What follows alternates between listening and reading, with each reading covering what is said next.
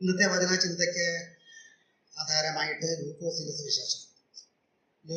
സുവിശേഷം 7-ാം അധ്യായത്തിന്റെ 44 മുതൽ 47 വരെയുള്ളതായിരിക്കുന്ന വാക്യങ്ങൾ വായിക്കാൻ ആഗ്രഹിക്കുന്നു. 7-ാം അധ്യായം 44 മുതൽ 47 വരെയുള്ള വാക്യം. സ്ത്രീയുടെ നേരെ തിരിഞ്ഞ് ശിമോനോട് പറഞ്ഞത്, ഈ സ്ത്രീയെ കാണുന്നുവോ? ഞാൻ നിന്റെ വീട്ടിൽ വന്നു, നീ എന്റെ കാലിന് വെള്ളം തന്നില്ല. ഇവളോ കണ്ണുനീർ കൊണ്ട് എന്റെ കാൽ നനച്ചു, തലമുടി കൊണ്ട് തുടച്ചു. നീ എനിക്ക് ചുംബനം തന്നില്ല. ഇവളോ ഞാൻ അകത്തു വന്നത് മുതൽ ഇടവിടാതെ എന്റെ കാൽ ചുംബിച്ചു. നീ എന്റെ തലയിൽ തൈലം പൂശിയില്ല. ഇവളോ പരിമള തൈലം കൊണ്ട് എന്റെ കാൽ പൂശി. ആകയാൽ ഇവളുടെ അനേകമായ പാപങ്ങൾ മോചിച്ചിരിക്കുന്നുവെന്ന് ഞാൻ നിന്നോട് പറയുന്നു. അവൾ വളരെ സ്നേഹിച്ചുവല്ലോ. അല്പം മോചിച്ചു കിട്ടിയവൻ അല്പം സ്നേഹിക്കുന്നു. ലൂക്കോസിന്റെ സുവിശേഷം പുതിയ നിയമത്തിലെ വലിയ 2 പുസ്തകങ്ങളിൽ ഒന്നാണ്. ഒന്ന് ലൂക്കോസിന്റെ സുവിശേഷം, രണ്ടാമത്തേത് അപ്പോസ്തല പ്രവർത്തികൾ. ഒരു തുടർമാനമായ ചരിത്രത്തിന്റെ 2 വാല്യങ്ങളാണ് ലൂക്കോസിന്റെ സുവിശേഷവും അപ്പോസ്തല പ്രവർത്തികളും എന്ന് പറയാറുണ്ട്. അപ്പോസ്തല പ്രവർത്തികൾ എഴുതിയിട്ടുള്ളത് ലൂക്കോസ് ആണ് എന്ന് നമുക്കറിയാവുന്നതാണ്. എന്താ ലൂക്കോസിന്റെ പ്രത്യേകത? പുതിയ നിയമ എഴുത്തുകാരിൽ യഹൂദനല്ലാത്തതായ ഒരേ ഒരു എഴുത്തുകാരൻ ലൂക്കോസാണ്.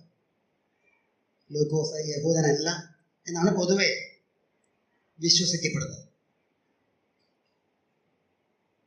ലൂക്കോസിന്റെ സുവിശേഷത്തിൽ പറയുന്ന 60% വിവരണങ്ങളും മറ്റ് സുവിശേഷങ്ങളിൽ ഇല്ലാത്തതാണ് എന്നാണ് പണ്ഡിതമതം.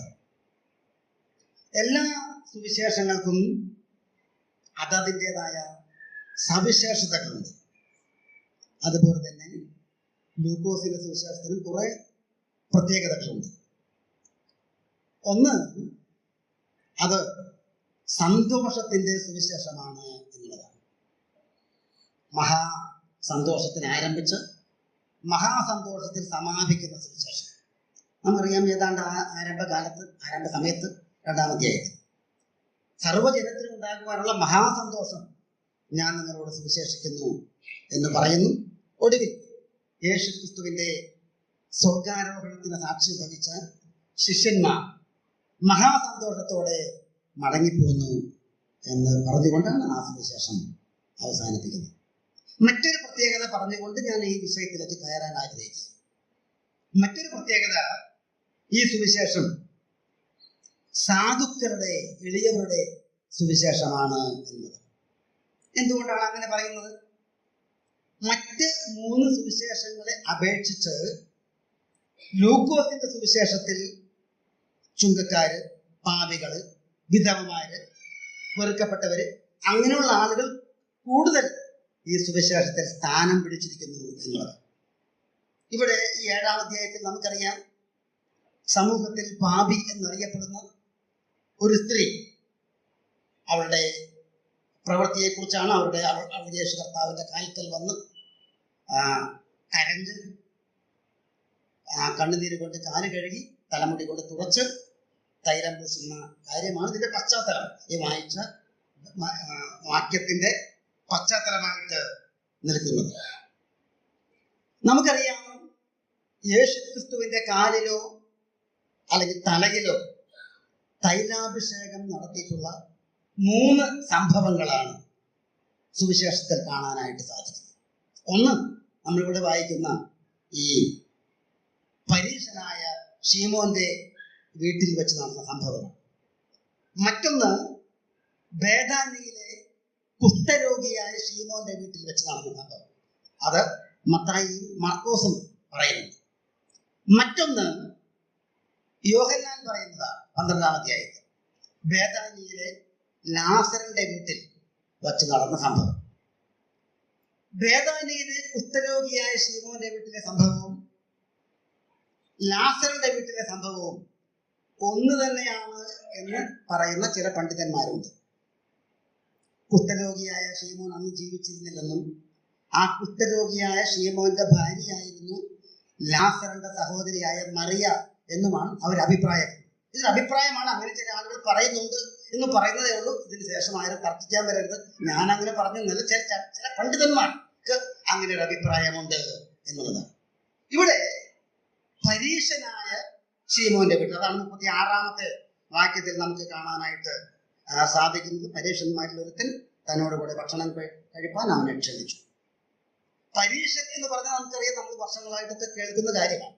എങ്കിലും സന്ദർഭത്തോടുള്ള ബന്ധത്തിൽ ചുരുക്കം ഒരു വാചകത്തോട് പറയുക. പണ്ട് യഹൂദ നാട് ഭരിച്ചിരുന്ന ജാതീയ നേതാക്കന്മാർ, ജാതീയ ഭരണാധികാരികൾ, അവർ യഹൂദ ആചാരങ്ങളിലൊക്കെ നിർത്തലാക്കി ജാതീയ സമ്പ്രദായങ്ങൾ, ആചാരങ്ങൾ നടപ്പാക്കാനായിട്ട് ശ്രമിച്ചപ്പോൾ അതിനെതിരായി പോരാടിയ ഭക്തിയുള്ള യഹൂദന്മാരുടെ പിൻഗാമികളാണ് യേശുവിന്റെ കാലത്തുള്ള പരീശന്മാർ എന്നറിയപ്പെടുന്നത്. അവർ ഭക്തിയുള്ളവരാണെന്ന് സ്വയം അവകാശപ്പെട്ടാൽ തന്നെയും ആ ഭക്തിയുടെ പേര് പറഞ്ഞ് മറ്റുള്ളവരെ ചൂഷണം ചെയ്യുന്നവരായിരുന്നു. അവർക്ക് ഭക്തിയില്ല, പക്ഷെ ഭക്തിയുടെ പേരിൽ മറ്റുള്ളവരെ ചൂഷണം ചെയ്യും. കർത്താവിന്റെ കാലത്ത് കൊതുകിനെ ഇരിക്കുകയും ഒട്ടകത്തെ വിഴുങ്ങുകയും ചെയ്യുന്ന ഇവരെ പോലുള്ള ആളുകളാണ് ഇവര്. അവിടെ കർത്താവ് വന്നപ്പോൾ ഉണ്ടായ സംഭവങ്ങൾ, അവൾ ചെയ്ത പ്രവൃത്തിയെ ഈ ആതിഥേയനായ ശീമോൻ പുച്ഛത്തോടെ കാണുകയാണ്, യേശുവിനെ സംശയിക്കുകയാണ്. ആ സമയത്ത് യേശു ഈ കാര്യം മനസ്സിലാക്കി ശീമോനോട് ഒരു ഉപമ പറയുകയാണ്. ഒരാൾക്ക് ഒരു കടം കൊടുക്കുന്ന ആളുണ്ടായിരുന്നു. അയാൾക്ക് 2 കടക്കാരുണ്ട്. 2 പേർ ഇവന് കടം കൊടുക്കാറുണ്ട്. ഒരാൾ 500 വെള്ളിക്കാശ് കടം കൊടുക്കണം, മറ്റേയാൾ 50 വെള്ളിക്കാശ്.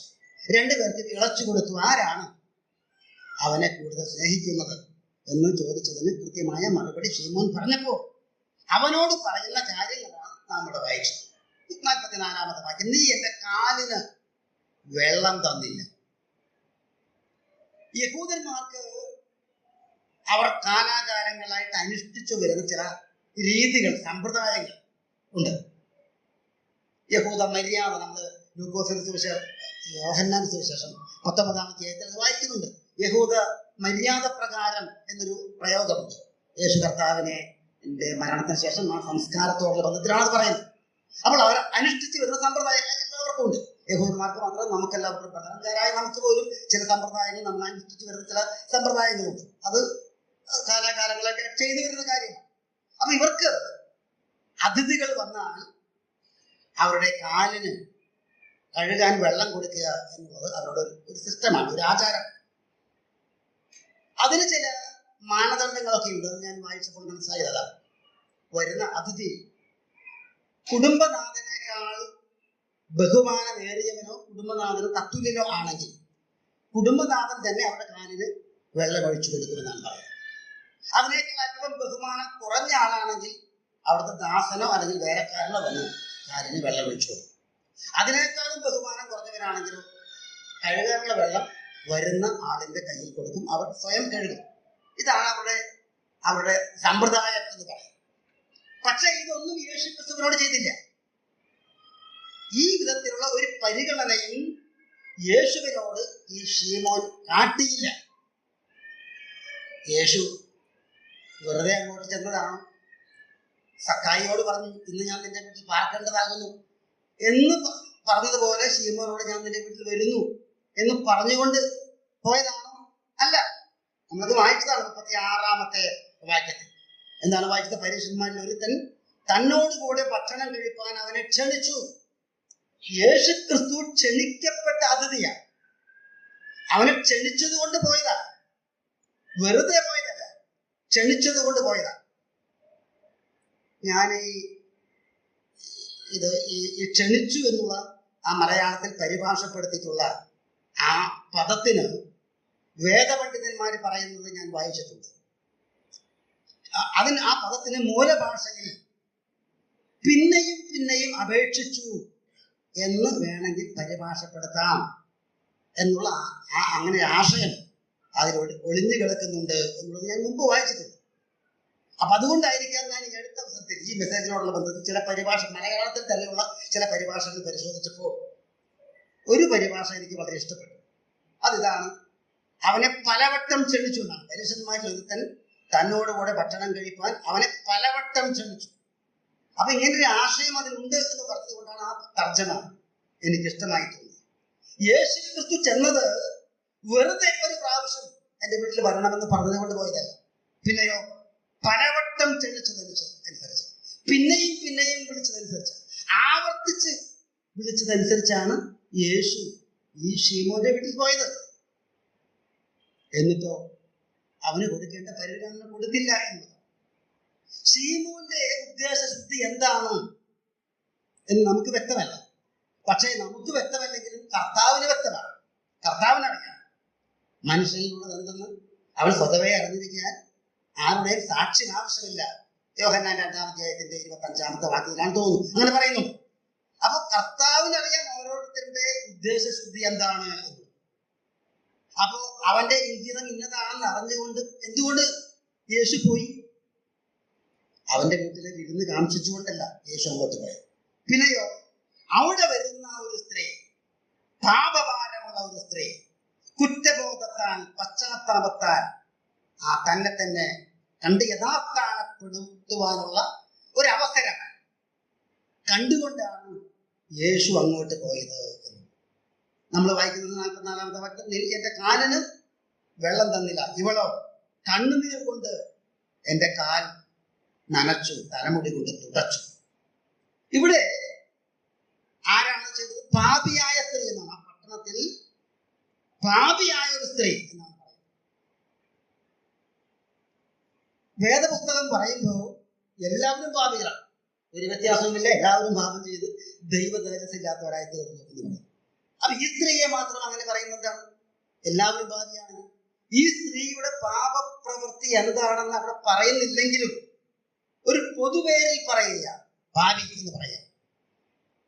അതൊരു നല്ല കാര്യമാണ്. അവരുടെ പാപപ്രവൃത്തി എന്താണെന്ന് വ്യക്തമാണ് എങ്കിലും അതേ പേരിൽ തന്നെ കൃത്യമായിട്ട് അവിടെ പറയുന്നില്ല. പാപി എന്ന് പറയുക. നമ്മളൊക്കെ സമൂഹത്തിലൊക്കെ ഉണ്ടായിട്ടുള്ള ചില ധാർമ്മിക ബോധം, ഈ അടുത്ത കാലത്താണ് ചില കാര്യങ്ങൾക്ക് ധാർമ്മിക ബോധം ഉണ്ടായി. പീഡിപ്പിക്കപ്പെടുന്ന സ്ത്രീകളെ അവരുടെ പേര് പറയാൻ പാടില്ല, അതിജീവിത എന്നേ പറയാൻ പാടില്ല. 4-5 കൊല്ലമായിട്ടുള്ളത് വന്നിട്ട് ആദ്യമൊക്കെ ഞാനിത് കേട്ടപ്പോൾ അതിജീവിത എന്ന് പറഞ്ഞപ്പോ അജിത എന്ന് പറയുന്ന ഒരു പേരാണെന്ന് കേട്ടു. പിന്നെയാണ് മനസ്സിലായത് ഇത് പീഡിപ്പിക്കപ്പെടുന്ന സ്ത്രീകളെ പറയുന്ന പേരാണ്, അതുകൊണ്ട് അവരുടെ പേര് പറയാൻ പാടില്ല. ഇങ്ങനെ അതിജീവിതം എന്ന് പറയണം എന്ന് പറയുന്ന എനിക്ക് തോന്നുന്നു 5 വർഷത്തിൽ കൂടുതലായിട്ടില്ല. ആ ദിലീപിന്റെ കേസൊക്കെ വന്നപ്പോഴാണ് ഈ പ്രയോഗം വന്നിട്ടുള്ളത്. പക്ഷേ ഇവിടെ നോക്കിയാൽ ഈ സ്ത്രീയുടെ പേരോ അവരുടെ പ്രവൃത്തിയോ അവരുടെ പാപപ്രവൃത്തിയോ വ്യക്തമായിട്ട് ഇവിടെ പറയുന്നില്ല. 2000 വർഷങ്ങൾക്ക് മുമ്പാണ് ലൂക്കോസ് ഇത് എഴുതിയിട്ടുള്ളത്. ഈ ധാർമ്മിക ബോധം നമുക്കുണ്ടായത് 21-ാം നൂറ്റാണ്ടിലാണ്. പക്ഷെ എത്രയോ നൂറ്റാണ്ടുകൾക്ക് മുമ്പ് ലൂക്കോസ് അവരുടെ പേര് പറയാതെ പാപപ്രവൃത്തി പറയാതെ കാര്യം വ്യക്തമാക്കിയാണ് ചെയ്യുന്നത്. ലൂക്കോസ് പല സ്ത്രീകളുടെ പേര് പറയുന്നുണ്ട് സുവിശേഷത്തിൽ. മറിയയുടെ പേര് പറയുന്നുണ്ട്, എലിസബത്തിന്റെ പേര് പറയുന്നുണ്ട്, ഹന്ന എന്ന പ്രവാചകയുടെ പേര് പറയുന്നുണ്ട്. പക്ഷേ പാപഭാരത്താൽ വേദനപ്പെടുന്ന അല്ലെങ്കിൽ മറ്റു പല വിധത്തിൽ വേദനപ്പെടുന്നവരുടെ പേര് പറയുന്നില്ല. ഇവിടെ ഒരു സ്ത്രീ, നയീരിലെ ഒരു വിധവ, 13-ാം അധ്യായത്തിലേക്ക് വരുമ്പോൾ കൂലിയായ ഒരു സ്ത്രീ, ഇങ്ങനെയുള്ള പേരുകളെ പറയുന്നു. ഇങ്ങനെ മാത്രമേ പറഞ്ഞു പോകുന്നു. ഇങ്ങനെയുള്ള ഒരു സ്ത്രീ എങ്ങനെ ഈ ഇതുപോലുള്ള വിരുന്ന് വീട്ടിലേക്ക് കടന്നു വന്നു എന്നുള്ള ചിന്ത സ്വാഭാവികമായിട്ടും നമ്മുടെ മനസ്സിലുണ്ടാകാവുന്ന. ഞാൻ അതിനെക്കുറിച്ച് വായിക്കുകയും പഠിക്കുകയൊക്കെ ചെയ്തപ്പോൾ എനിക്ക് മനസ്സിലായിട്ടുള്ളത്, അക്കാലത്ത് ഈ അറിയപ്പെടുന്ന ആളുകൾ ഒരു വീട്ടിലൊക്കെ വിരുന്നിന് വന്നാൽ, ഭക്ഷണം കഴിക്കാനായിട്ട് വന്നാൽ അവിടെ ഓടിക്കൂടുന്ന കാഴ്ചക്കാർ അക്കാലത്ത് സാധാരണമായിരുന്നു എന്നാണ് പറയുന്നത്. ഇന്നത്തെ പോലെ സ്വകാര്യത അന്നില്ല, വരാൻ പാടില്ല എന്ന് പറയാനുള്ള ഒരു സമ്പ്രദായം ഒന്നുമില്ല. ആളുകൾ വരും. ഇന്നത്തെ പോലെ വരാൻ പറ്റാത്ത നിലയിലുള്ള മതിൽ കെട്ടുകളോ വലിയ ഗേറ്റോ കാവൽനായോ ഒന്നുമില്ല. ആർക്കും വരാം. കുറച്ചുകൂടി അതൊക്കെ നമുക്ക് തന്നെ ചിന്തിക്കാൻ പറയാം. നമ്മൾ തന്നെ നമ്മുടെ കുറച്ച് 19 വർഷം മുമ്പ് ചിന്തിച്ചു കഴിഞ്ഞാൽ ഒരു ആ പ്രദേശത്തുള്ള ആളുകൾക്ക് നമ്മൾ അന്യോന്യം അറിയും. ഇന്നൊക്കെ മതിൽ കെട്ടുകൊണ്ട് വേർതിരിച്ചുകൊണ്ട് അടുത്ത വീട്ടിലെ ആളെ പോലും നമുക്കറിയില്ല, കണ്ടവൻ ചിരിക്കുന്നല്ലാതെ നമുക്ക് അത്രമാത്രം ബന്ധങ്ങളില്ല.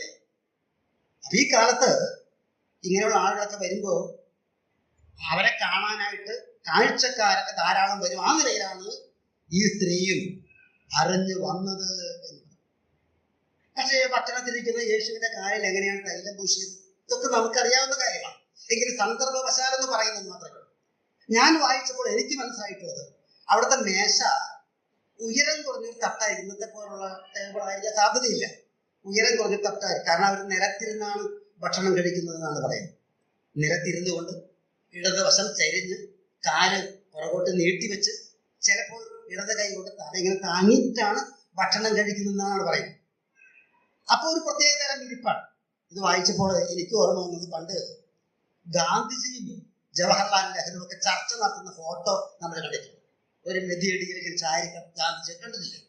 അത് ഇരിക്കുകയല്ല കിടക്കുകയല്ല എന്നുള്ള അവസ്ഥയാണ്. അതാണ് എനിക്ക് ഓർമ്മ.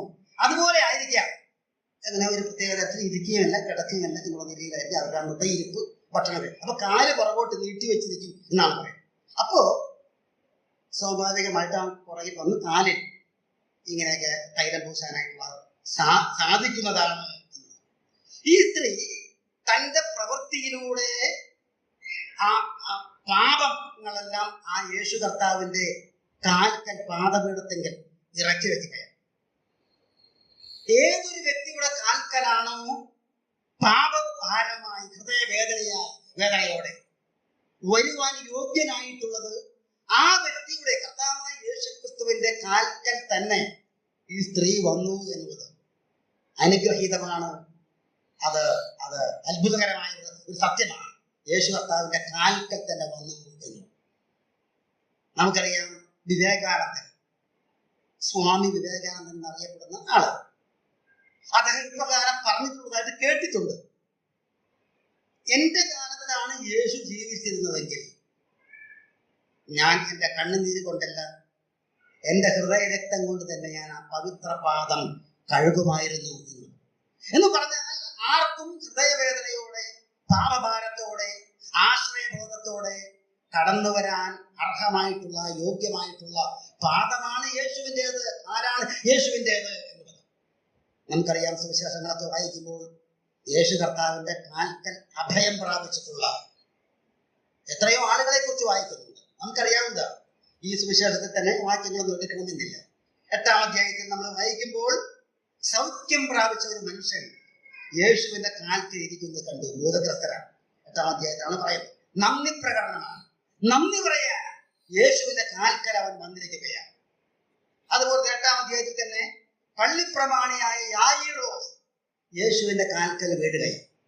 എന്റെ മകൾ മരിപ്പാറായിരിക്കുന്നു, എന്റെ വീട്ടിലേക്ക് വരണം എന്ന് പറഞ്ഞുകൊണ്ട് അവന്റെ കാൽക്കൽ വീഴുകയാണ്.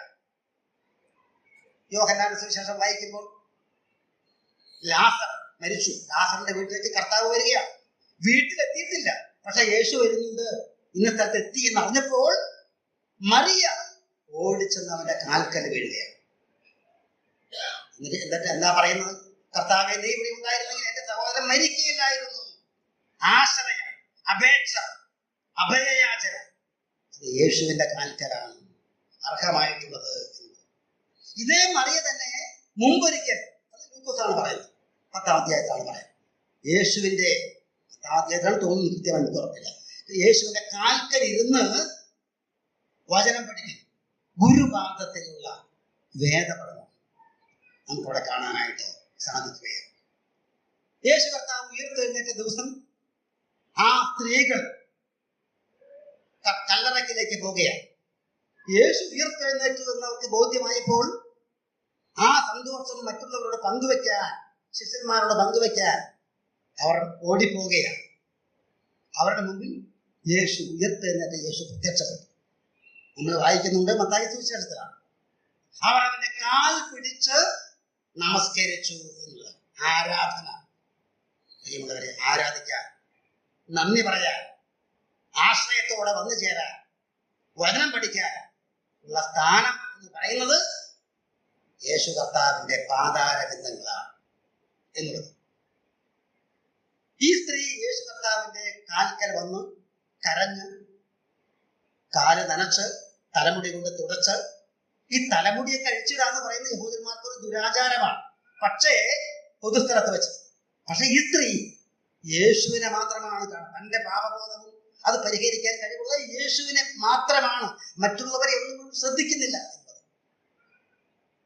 യേശു കർത്താവിന്റെ കാൽക്കൽ വന്ന് അവൾ പാപം മോചിക്കപ്പെട്ടവളായി, അനുഗ്രഹീതയായി, സമാധാനമുള്ളവരായി മടങ്ങിപ്പോകുന്ന ഒരു കാഴ്ചയാണ് കാണാൻ സാധിക്കുന്നത്.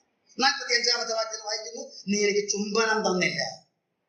യഹൂദന്മാരുടെ മറ്റൊരു മര്യാദയാണ് അതിഥികളെ ചുംബിച്ച് ആലിംഗനം ചെയ്ത് സ്വീകരിക്കുക എന്ന്. ആദ്യകാലത്ത് ഇതൊക്കെ സഭയിലും ഉണ്ടായിരുന്നു, ആദ്യകാലത്ത്. അതുകൊണ്ടാണല്ലോ റോമാലേഖനത്തിലും തെസ്സലോനിക്ക ലേഖനത്തൊക്കെ പറയുന്നത് വിശുദ്ധ ചുംബനത്തോടെ അന്യോന്യം വന്ദനം ചെയ്യുന്നു.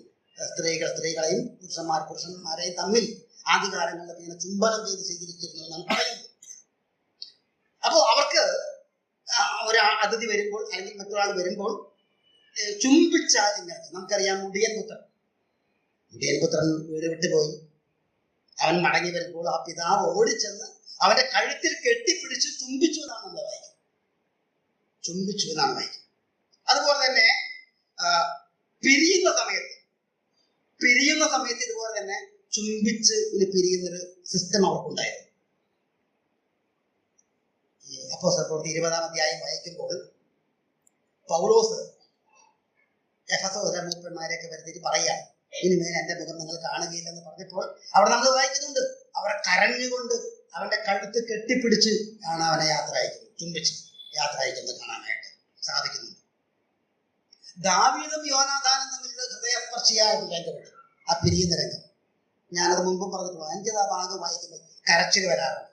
അവർ തമ്മിലുള്ള ഹൃദയ ബന്ധവും അവർ തമ്മിൽ പിരിയുന്ന ആ ഭാഗവും. അങ്ങനെ കഴുത്ത് കെട്ടിപ്പിടിച്ചു, ദാവീദ് ഉറക്കെ കരഞ്ഞു പോയി എന്നാണ് നമ്മൾ വായിക്കുന്നത്. ചുംബിച്ച് പിരിയാണ്. അങ്ങനെ സ്വീകരിക്കുമ്പോഴും പിരിയുമ്പോഴും ചുംബനം കൊടുക്കുക, ഇതവരുടെ ഒരു രീതിയാണ്. വേദപുസ്തകത്തിൽ വ്യത്യസ്തമായ ചില ചുംബനങ്ങൾ ഉണ്ട്. നമുക്കൊന്ന് ഓർമ്മിപ്പിച്ച്, വാക്യങ്ങളൊന്നും വായിക്കാൻ സമയമില്ല, അത് ഓർമ്മിപ്പിച്ച് ഒന്ന് പോകാൻ ആഗ്രഹിക്കണം. അറിയാവുന്നതാണ്. മത്തായി സുവിശേഷത്തിലും മർക്കോസിലൊക്കെ പറയുന്നതാണ്. യൂദായുടെ ചുംബനം യേശു കർത്താവിനെ ചുംബിച്ചു. ഒറ്റിക്കൊടുത്ത ചുംബനമാണ്. തന്നോടൊപ്പം നിർത്തി മറ്റു ശിഷ്യന്മാർക്ക് നൽകാത്ത സ്ഥാനം നൽകി, ധനകാര്യ വകുപ്പ് നൽകി അവനെ കൊണ്ടു നടന്നതാണ്. പക്ഷേ 30 വെള്ളിക്കാശിന് വേണ്ടി ഗുരുവിനെ ഒറ്റിക്കൊടുക്കുകയാണ്. ഒറ്റിക്കൊടുക്കുന്ന ചുംബനം അതാണ്. യാക്കോബിന്റെ ചുംബനം പ്രസിദ്ധമാണ്. ഏതാ യാക്കോബ്? ഇസ്ഹാക്കിന്റെ മകനായ യാക്കോബ്. അനുഗ്രഹത്തിന് വേണ്ടി ഏശാവിന്റെ കുപ്പായൊക്കെ എടുത്തിട്ടു അപ്പന്റെ അടുക്കൽ വന്നു. അപ്പ വേട്ടയിറച്ചിക്ക് നമുക്ക് പറയാം. ഇസ്ഹാക്ക് പറയാണ്, ഇതെന്താ ഇത്? അവൻ തൊട്ടൊക്കെ നോക്കിയിട്ട് ശബ്ദം യാക്കോബിന്റെ, കൈകൾ ഏശാവിന്റെ. ഇസ്ഹാക്കിനോട് ഒരു സംശയം, ഒരു പരീക്ഷണം കൂടി നടത്തി. മകനെ, നീ എന്റെ അടുക്കൽ വന്ന് എന്നെ ചുംബിക്കുക. അപ്പോൾ അവന്റെ മണം, വസ്ത്രത്തിന്റെ മണം മനസ്സിലാക്കി അവനെ അനുഗ്രഹിച്ചതായിട്ട് വായിക്കുന്നു. യാക്കോബിന്റെ ചുംബനം, ഉപായത്തിന്റെ ചുംബനം. ഒരു അനുഗ്രഹത്തിന് വേണ്ടി പിതാവിനെ രക്തബന്ധത്തെയും ചതിക്കുന്ന, ഉപായപ്പെടുത്തുന്ന ചുംബനം. ഇന്നും അങ്ങനെയുണ്ട് ആത്മീയ ഗോളത്തിലൊക്കെ. സമൂഹത്തിലെ കാര്യം പോട്ടെ, ആത്മീയ ഗോളത്തിലുമുണ്ട്. പണത്തിന്, സ്വത്തിനൊക്കെ വേണ്ടി രക്തബന്ധങ്ങൾക്ക് വില കൊടുക്കാതെ കേസ്, നിസ്സാര കാര്യത്തിന് വേണ്ടി കേസ് കൊടുക്കുക. ഒരു അരഞ്ച് സ്ഥലത്തിന് വേണ്ടി, ഒരു സെന്റ് സ്ഥലത്തിന് വേണ്ടി കേസ് കൊടുക്കുക, ഉപായം. അതെ, യാക്കോബിന്റെ ചുംബനം, ഉപായത്തിന്റെ ചുംബനം. നമുക്കറിയാവുന്ന മറ്റൊരു ചുംബനമാണ് രൂത്തിന്റെ പുസ്തകത്തിലുള്ളത്. ഓർപ്പായുടെ ചുംബനം. അമ്മാവിയമ്മയെ കെട്ടിപ്പിടിച്ചു പിരിഞ്ഞു പോവുകയാണ്. പിന്മാറ്റത്തിന്റെ ചുംബനമാണ്. മറ്റേ മരുമകള് കൂടെ നിന്നു, പക്ഷേ ഓർപ്പ അമ്മാവിയമ്മയെ കെട്ടിപ്പിടിച്ച് ചുംബിച്ച് പിരിയുന്നു. പിന്മാറ്റത്തിന്റെ ചുംബനം. എനിക്ക് രസകരമായി തോന്നിയിട്ടുള്ളതും എന്നെ സ്വാധീനിച്ചിട്ടുള്ളതുമായ ഒരു ചുംബനമാണ്. അത് പറയുമ്പോൾ ഓർമ്മ ഒരു വാക്യം എടുക്കാൻ സമയമില്ല. 2 ശമൂവേലിന്റെ പുസ്തകം 15-ാം അധ്യായം. അത് അബ്ശാലോമാണ്. ദാവീദ് ഇവിടെ ഭരിക്കുകയാണ്, രാജാവാണ്. അപ്പൊ ഇവന് ഒരു ചിന്തയുണ്ടായി, ഇവന് ഭരിക്കണം. ഇവന്റെ ഉള്ളിലുള്ള പ്രതിപക്ഷ നേതാവ് ഉണർന്നു. അവനെന്താ ചെയ്യുന്നത്? അതിരാവിലെ എഴുന്നേറ്റ് ആ പടിവാതിൽക്ക് നിൽക്കും. എന്നിട്ട് ഓരോരുത്തർ വരുമ്പോ വിളിക്കും. എവിടേക്കാ പോകണം? രാജാവിനെ കാണാൻ. എന്താ കാര്യം? പ്രശ്നം എന്താണ്? ഓ, നിന്റെ പ്രശ്നമൊക്കെ വലിയതാ, ന്യായമാണ്. ഈ പ്രശ്നം പരിഹരിക്കാൻ രാജാവ് ആരെയും നിയമിച്ചിട്ടില്ല. എന്നെ നിയമിച്ചിരുന്നെങ്കിൽ അത് കൊള്ളായിരുന്നു എന്ന് അവൻ പറയുക. അപ്പൊ അവർക്ക് നിന്നോട് സ്നേഹം തോന്നും, അവനെ നമസ്കരിക്കും. ആ സമയത്ത് അവരെ കെട്ടിപ്പിടിച്ച് ചുംബിക്കും. വശീകരണത്തിന് ചുമരണം നമ്മളവിടെ വായിക്കുന്നത്. അങ്ങനെ ഇസ്രായേലിയുടെ ഹൃദയം മുഴുവൻ ഇവൻ വശീകരിച്ചു കളഞ്ഞു എന്നുള്ളതാണ് വശീകരണത്തിന്റെ ചുംബനം. പ്രിയമുള്ളവരെ, നമുക്ക് നമ്മുടെ മുമ്പിൽ അഭികാമ്യമായിട്ടുള്ളത് 2-ാം സങ്കീർത്തനത്തിൽ പറയുന്നു, പുത്രനെ ചുംബിക്കും. നിങ്ങൾ വഴിയിൽ വെച്ച് പോകാതിരിപ്പാൻ പുത്രനെ ചുംബിക്കും. നാം യേശു കർത്താവിനെ ചുംബിച്ചവരാണ്, കർത്താവിലൂടെ നാം രക്ഷ പ്രാപിച്ചവരാണ്. ആ കർത്താവിനെ കൂടുതൽ സ്നേഹിക്കാൻ ചുംബനം സ്നേഹത്തെ കാണിക്കുകയാണ്. കർത്താവിനെ സ്നേഹിക്കാൻ, അതെ, ആന്തരിക കർത്താവിനെ സ്നേഹിച്ചും ബഹുമാനിച്ചും മുന്നോട്ട് പോകാൻ കർത്താവ് നമ്മെ സഹായിക്കട്ടെ. അടുത്തത് 46-ാമത്തെ വാക്യം, നീ എന്റെ തലയിൽ തൈലം പൂശിയില്ല. യഹൂദന്മാരുടെ മറ്റൊരു ചടങ്ങാണ് തൈലം പൂശുക എന്നുള്ളത്. ഈ പുറമേ നടന്നൊക്കെ ചൂടൊക്കെ കൊണ്ട് ആളുകൾക്ക് ഈ തൈലം മുഖത്തും തലയിലൊക്കെ തൈലം പൂശുന്നത് ഒരു പ്രത്യേക കുളിർമ പ്രദാനം ചെയ്തിരുന്നു എന്നാണ് പറയുന്നത്. അതൊരു ചടങ്ങായിട്ട് മാറിയിട്ടുണ്ട്. ഈ തൈലം എന്ന് പറയുന്നത് ഈ ഒലിവെണ്ണയിൽ സുഗന്ധദ്രവ്യങ്ങളൊക്കെ ചേർത്തിട്ട് അതിന്റെ വിധിപ്രകാരം ഉണ്ടാക്കുന്നതാണ്. നമുക്കറിയാവുന്നതാണ്. അതൊക്കെ നമ്മൾ പഴയ നിയമത്തിൽ വായിച്ചിട്ടുള്ളത്. ഈ 12-ാം അധ്യായത്തിൽ, യോഹന്നാന്റെ സുവിശേഷം 12-ാം അധ്യായത്തിൽ സ്വച്ഛജല മാംസ തൈലം എന്ന് പറയുന്നുണ്ട്. അതിനെക്കുറിച്ച് ഒരു എഴുത്തുകാരൻ പറയുന്നത്, ഇന്ത്യയിലെ ഹിമാലയ പർവ്വതത്തിൽ നിന്നും പ്രദേശത്ത് നിന്നും ഇറക്കുമതി ചെയ്ത തൈലമായിരിക്കാം അതെന്ന്. പക്ഷെ അതിന് ആധികാരികമായി തെളിവില്ല, പിൻബലമൊന്നുമില്ലാത്തതാണ്. അവർ തന്നെ സുഗന്ധദ്രവ്യങ്ങൾ ഉണ്ടാക്കാനായിട്ട് മിടുക്കന്മാരാണ് യഹൂദന്മാരെ. അപ്പോ ഈ സ്ത്രീ ഒരു വെങ്കൽ ഭരണി, എന്താ വെങ്കൽ ഭരണി? ഈ മാർബിൾ പോലെ, നമ്മുടെ മാർബിൾ പോലെ ഈ അലാബാസ്റ്റർ സ്റ്റോൺ എന്നൊക്കെ പറയും. അതിന്റെ ഒരു കുപ്പിയാണ്. ഭരണി എന്നൊക്കെ പറയുമ്പോൾ നമ്മുടെ മനസ്സിലൊക്കെ ഓർമ്മ വരുന്നത് പണ്ട് ഉപ്പുമാങ്ങി കിടങ്ങിയിട്ടുള്ള ഒരു വലിയ ഭരണി. ആ ഭരണിയൊന്നുമല്ല, ഒരു ചെറിയ ജാർ, ഒരു കുപ്പിയാണ്. അതിലാണ്, അങ്ങനെയുള്ള ഈ കുപ്പിയിലാണ് ആ കാലത്ത് യഹൂദന്മാരെ ലേപനങ്ങളെ, സുഗന്ധദ്രവ്യങ്ങളൊക്കെ സൂക്ഷിക്കുന്നത്. അതുകൊണ്ട് നമ്മൾ കർത്താവിന്റെ കാൽക്കൽ പൂശാണ്. കാലിൽ പൂശുന്ന ഒരു സിസ്റ്റം യഹൂദന്മാർക്കില്ല. പക്ഷെ ഇവൾ തലയിൽ പൂശാനുള്ള സൗകര്യം അവിടെ ഇല്ല. അത് മാത്രമല്ല, തലയിൽ പൂശാനുള്ള യോഗ്യത എനിക്കില്ല എന്ന് പറയാതെ പറഞ്ഞുകൊണ്ട് യേശു കർത്താവിന്റെ കാലിൽ പൂശുക, തൈലാഭിഷേകം, യേശുവിനോടുള്ള ബഹുമാനത്തെ കാണിക്കുകയാണ്. പ്രിയമുള്ളവരെ, ഞാൻ നിർത്തുകയാണ്. കർത്താവിനോടുള്ള ബഹുമാനം നമുക്ക് എത്രയുണ്ട്? ഞാൻ അപ്പനെങ്കിൽ എന്നോടുള്ള ബഹുമാനം എവിടെ? മലാഖി പ്രവചനത്തിൽ ചോദിക്കാം. ശീമോന് യേശുവിനെ കുറിച്ച് വേണ്ടത്ര അറിവില്ല, ഒരു പ്രവാചകനാണെന്ന് പോലും പറഞ്ഞുകൂടാ. പക്ഷെ നമുക്ക് യേശുവിനെ കുറിച്ച് അറിയാം. യേശു ആരാണെന്നറിയാം. യേശുവിന്റെ സാന്നിധ്യം ഇവിടെ ഉണ്ടെന്ന് നമുക്കറിയാം. യേശുവിന്റെ സാന്നിധ്യം ഇവിടെ ഉള്ളത് എന്തുകൊണ്ടാണ്? നമ്മുടെ മിടുക്കുകൊണ്ടല്ല, കർത്താവിന്റെ വാഗ്ദത്തങ്ങളിലെ വിശ്വസ്തതയാണ്. 2-3 പേർ എന്റെ നാമത്തിൽ എവിടെ കൂടിയാൽ ഞാനുണ്ട്, കൂടുന്നിടത്തൊക്കെ ഞാനുണ്ട്. അത് കർത്താവിന്റെ വാഗ്ദത്തമാണ്. ആ വാഗ്ദത്തത്തിലെ വിശ്വസ്തത പ്രകാരമാണ് യേശു കർത്താവ് നമ്മുടെ മധ്യത്തിൽ ഉള്ളത്. ആ യേശുവിനെ കുറിച്ച് നമുക്കറിയാം, നല്ലപോലെ അറിയാം. യേശു ആരാണെന്ന് അറിയാം. ഇതൊക്കെ ഉണ്ടായിട്ടും നമ്മുടെ കൂടി വരവ് എന്തെല്ലാം പ്രകൃതികൾ, എന്തെല്ലാം കാര്യങ്ങൾ നാം ചിന്തിക്കുന്നു. ഈ ശീമോനേക്കാളും നമ്മൾ അധപ്പതിച്ചവരായി മാറാറുണ്ട്. എന്തെല്ലാം ഒരാൾക്ക് തെറ്റ് പറ്റിയാൽ, ചിലർക്ക് ഉദരപ്പെട്ടവർക്കായിരിക്കാം, തെറ്റ് പറ്റിയാൽ സഹിക്കാനും വഹിക്കാനും ഒക്കെ പറ്റാതെ എന്തെങ്കിലുമൊക്കെ വിളിച്ചു പറയേ, നാം ചില കാര്യങ്ങൾ പറയുമ്പോൾ നമുക്ക് പറയാൻ തോന്നിപ്പോകും. നമ്മുടെ മനുഷ്യരല്ലേ, തോന്നിപ്പോകും. പക്ഷേ അത് കഴിയുന്നത് ഒതുക്കി വെക്കുക. നമ്മുടെ വായ കൊണ്ട് പറഞ്ഞ് നമ്മുടെ വായും മനസ്സൊക്കെ എന്തിനാ ചീത്തയാക്കും? പ്രിയമുള്ളവരെ, നമ്മുടെ കർത്താവ്, നമ്മൾ തീരുമാനത്തിൽ വായിച്ച സദൃശവാക്യങ്ങളിലാണെന്ന് തോന്നുന്നു. നീ ഭക്ഷണത്തിലിരിക്കുമ്പോൾ നിന്റെ മുമ്പിൽ ഇരിക്കുന്നവൻ ആരാണെന്ന് ചിന്തിച്ചു കൊള്ളുക.